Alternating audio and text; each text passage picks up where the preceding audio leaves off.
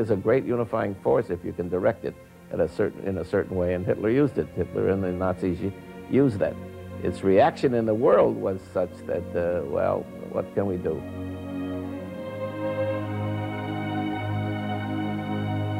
My dad was a great lover of Germans in Germany. I remember him poo-pooing the stories, just not believing it.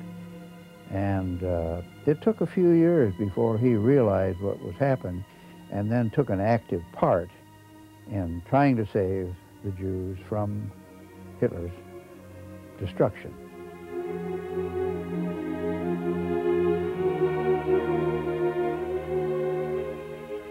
The question was always not, will they let me out? The question was, who will let me in?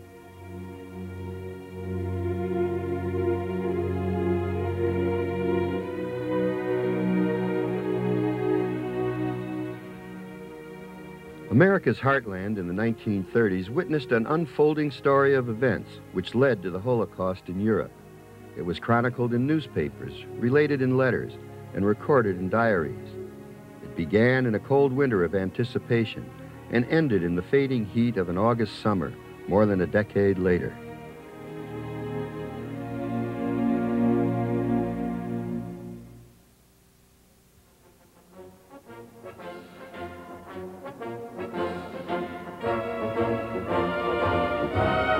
January 9th, 1933 was a blustery winter day in Springfield, Illinois.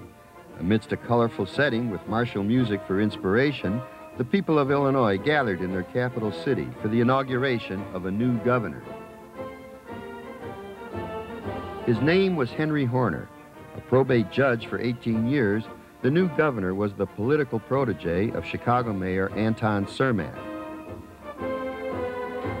When he took the oath of office, Horner became Illinois' first Jewish governor.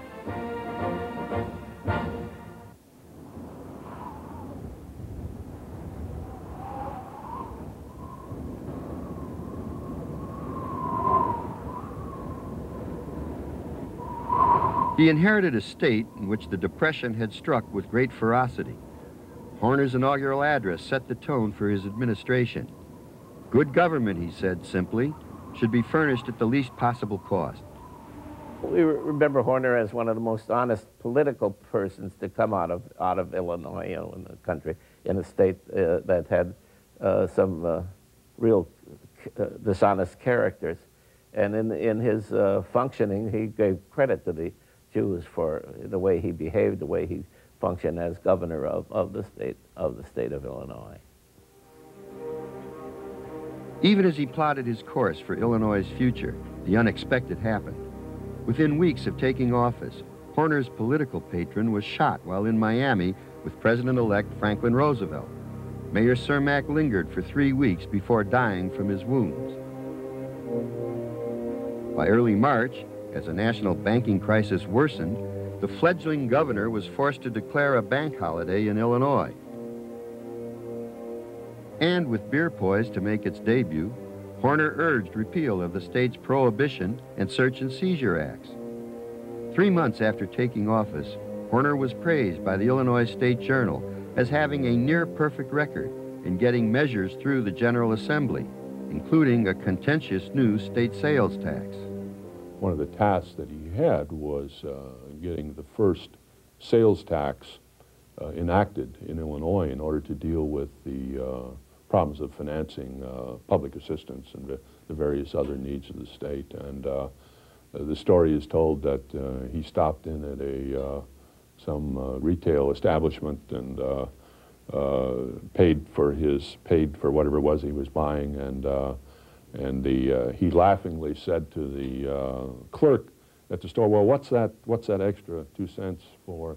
And this person said, "That's 2 cents for the Jew."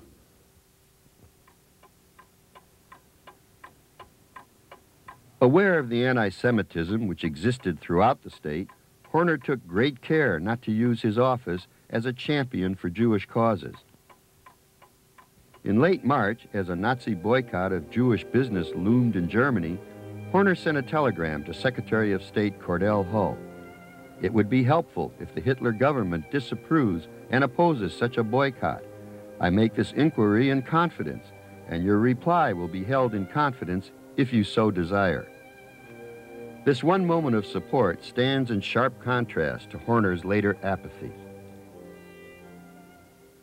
Well, we wanted to be a part of the community. We didn't want to be separated as this group over here, these Jews. We wanted to be part of the American community and accepted as such.